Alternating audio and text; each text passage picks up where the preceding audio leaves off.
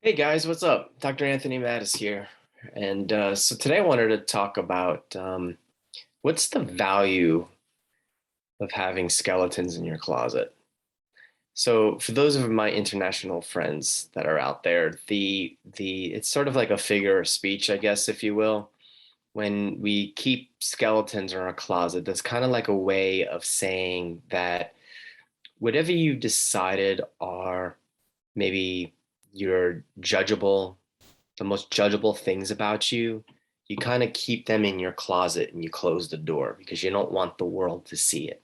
So it's like whatever you decided is sort of like your most embarrassing traits or maybe experiences that you've had, traumas, dramas, whatever, things that you're ashamed of, you kind of lock them away in your closet, right? And so, or maybe like, past dysfunctional relationships, maybe, who knows, past failures, and you don't want to reveal that because you're sort of ashamed of it, you're embarrassed. And then if you were to reveal that, a lot of our points of view are that if we were to sort of reveal our skeletons, then people wouldn't like us anymore, people might go away, or maybe we're finally in a new relationship or we have a new job, and if we were to let those skeletons out of the closet, um, we may get fired or the person might leave us. So, what's the value of keeping your skeletons in the closet? Now, I've sort of like functioned like completely in the opposite way, which is like actually a lot more different than I realized. Um, I always had the point of view that, especially if I'm in like starting a new relationship with someone, I tell them all my skeletons. Why? Because number one, I want them to hear it from me. Number two, I don't want them to hear it from someone else. That's still number one. I don't want them to hear it from people out there. You know what I mean? Because then they'd be like, why did you hide this from me? So it's like I rather them hear it from me, because who else would be a better person to explain sort of maybe like the context of everything that occurred, during that situation. Well, whatever that was. And I realized over the years that for a lot of people, that's too much. It's like I gave way too much information, like in a very short amount of time. And I get that that's most people's points of view. Again, it's one of those areas where I realize I'm like, wow, I'm really like different. I'm just like, blah, here you go. And I'm not saying to do that. You do whatever you think will create greater. For me personally, I just like to get it all out on the table so that the other person or the other party knows what they're dealing with right from the start. And I actually prefer that, in the opposite way. If whoever's coming into my life in whatever way, shape, or form, I want everything laid out on the table, because it's like you invest time with someone, right? Or you go and you take a job, or if let's say you're hiring someone, I want to know what's up from the beginning. I don't want to spend all that time, if it's an employee, training them, and then to find out they have this and this going on. It's like, at least if I know in the beginning, I can make a choice. Or a relationship, if I know in the beginning, at least I know now. And I heard it from them. I didn't find out from some Tom, Dick, and Harry in town or in the city. So, but for me, ultimately, what I've learned really through access consciousness is that, you know, it's not that you're letting out the skeletons like to like dump your crap on people. That's not what I'm talking about.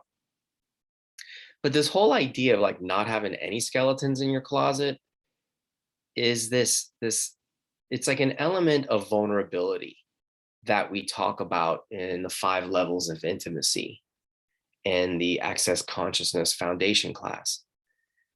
And so invulnerability, okay, is basically where you function as an open wound. Now, I know in the medical community, they're like, oh my God, it's like then you could have an infection and you have to protect it and clean it and da da da. I get that, but this is sort of like a metaphor, so to speak, in that it's like when we have walls and barriers, right? Let's say you've built up walls and barriers to protect yourself because you've been hurt, you've been abused, or there's things that you're ashamed of. So you have these walls and barriers.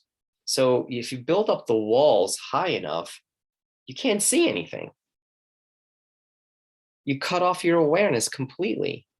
But when you're functioning from that space of vulnerability, right, where you let the skeletons out of the closet, so to speak, where you have nothing to hide, you're actually functioning as an open wound. And yet people may judge you because of it. You may be giving people ammunition to hurt you. And I get, if you're in politics and all that stuff, this is probably probably you don't probably want to function that way. But who knows? In this day and age, it's like most people know that politicians and our governments are lying to us like crazy. It's like, man, what would it take to actually have a truly transparent politician? Total transparency. What would it take to have a truly transparent medical establishment? Because that's all fallen by the wayside. I mean, I'm making this video now. It's September 2nd, 2021. I don't need to tell you what times that we've been in for like the last year and a half. More than that, it's almost been 2 years. It's insane. And we see the lies that are out there and the insanity that's going on and the coercion that's going on. So, but what would it take to actually have true transparency at the most highest levels? Because I think that's what people are starving for today. We're starving for leaders to be transparent, to be vulnerable, to not hide the skeletons in the closet. You know, be like, hey, you know what? Yeah, I had this going on. I messed up, but it's better. You know, it's like, I'll vote for you rather than the Boy Scout, you know, with a so-called quote unquote perfect record. But anyway, I'm going off on a tangent here. But the whole point I'm trying to make is when those walls and barriers aren't up, when you're not keeping those skeletons in the closet, okay, and you're really functioning from that space of vulnerability, what that actually creates for you is this sense of total awareness. See, because you don't have that wall up there covering everything that you can see. You won't see the perpetrator coming. Why? Because you have walls and barriers up. You've cut off your awareness. When you're functioning from vulnerability, when the skeletons are all out, when you have nothing to hide, you actually can see, you can perceive everything. You can know everything. You can be everything. See, because a lot of times when you have skeletons in your closet, so much of your generative and creative energy is used to keep that closet door shut or to keep those walls and barriers up, where it's like you're not creating your life in a way that is actually possible, in a way that would be really generative and expansive and a contribution to the world, really to the world. Because when you're being all of you, with no walls and barriers up, without, you know, protecting those skeletons in the closet, you have all this amazing energy to create with. And the world needs you to be everything that you are. It needs you to be everything you are. We need people in every profession to be everything that they are. I think that's why everything's screwed up, because people are too busy like hiding things, lying, being coerced, fulfilling agendas that aren't necessarily, you know, sustainable for the future. So yeah, like, so what's the value for you? Well, if I let all my skeletons out of the closet, my husband will leave me, or my wife will leave me, or my girlfriend will leave me, or she won't see me as a man, or, you know, whatever, or I'll definitely get fired. I mean, obviously, you know, it's like choose where to deliver and present this information. But it's like, you know, what would it actually create? You know, for me, I've always been told I'm like an open book. And what I've personally found as a facilitator, that when I'm not hiding anything, it allows me to facilitate people beyond the very thing that's actually holding them back. Because what it creates in their universe is the sense of trust, which is part of the 5 levels of intimacy, right? Gratitude, allowance, trust, vulnerability. All right. I think I'm forgetting one other one. Anyway, take a foundation class. But it creates this level of trust where they allow you into their world to actually be able to go in there and look at that very thing that's actually holding them back from having the life that they desire, from having the money that they desire, from having the loving relationship that they desire. They allow you into their universe because they trust you. Why do they trust you? Because they could perceive that you're not hiding anything. They could perceive that you're actually being genuine, authentic, truly vulnerable. Because it's like if I'm able to say, hey, blah, blah, blah, this is my shit and it's cool, I'm okay with it, then it allows them to be okay with whatever they've decided is their shit. Look, a lot of crap has happened to many of you out there, whether it's abuse, someone in your family has committed suicide. Maybe you've tried to commit suicide. Maybe you're a recovering alcoholic. Maybe you are an alcoholic. Maybe you're a drug addict or a recovering drug addict. Those obsessions don't ever really go away. You know what I mean? It's like a choice not, to unchoose those things. All right. But it's like whatever you decided are those judgeable offenses that you're spending so much time hiding from the world. How fun is that?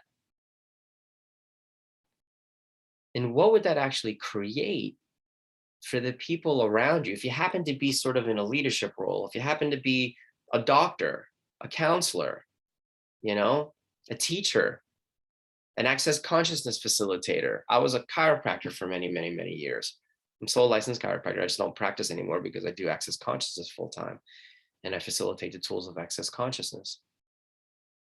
And mainly because it just changes people's lives. It gets people beyond their skeletons. It gets beyond the things that they've been trying to hide from the world. It's like, because when you're hiding what you decided are your judgeable offenses, the things that you're ashamed about, you're also hiding you.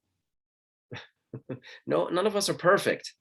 Not one single person out there is perfect. I don't care who the hell you are.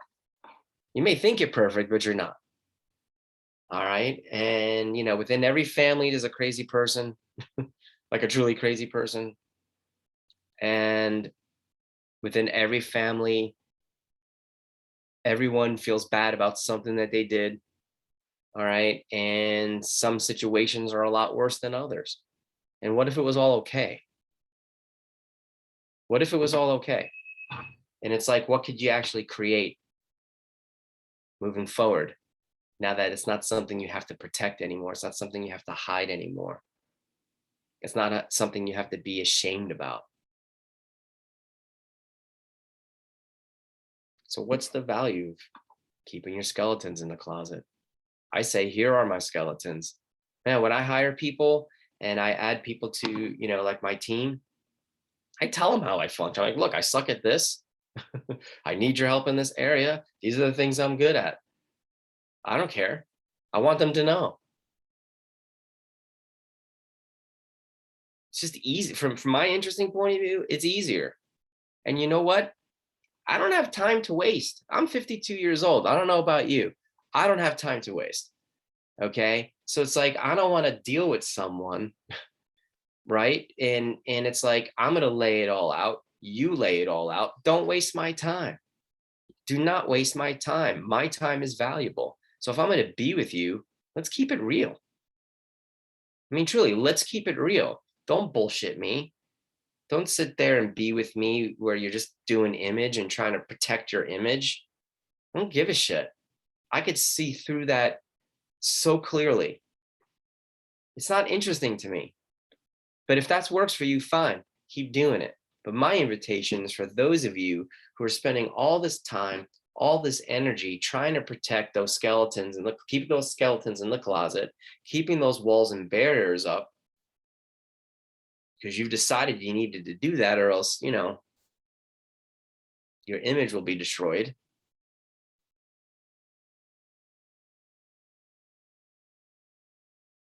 What if none of that was real? And what would it create if you had no more skeletons in that closet? What would it create if you no longer had any walls and barriers up? All I know is that when my walls and barriers are down, I could perceive, know, be, and receive anything and everything. When my walls and barriers up and money stuff is showing up, money starts to show up like that. When my walls and barriers down, my relationship is better.